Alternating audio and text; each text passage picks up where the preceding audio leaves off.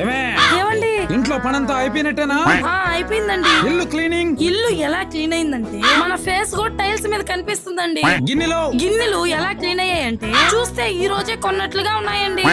భోజనం ఎలా ఉందంటే రెస్టారెంట్ నుంచి ఆర్డర్ పెట్టినట్టే ఉందండి. అలా అయితే ఇంట్లో పనులనే నేను నేర్చుకున్నట్టే కదా. అవునండి, మీరు సూపర్ అండి. పెదనాయన ఇప్పుడే ఇల్లు ఎలా క్లీన్ చేయాలో నేర్పిస్తూ ఉన్నా వచ్చేసారు. బాగున్నారా? ఉన్నానరా. ఒక 10,000 డబ్బులు కావాలరా. ఏంటి పెదనాయన, నిజంగానే అడుగుతున్నారా?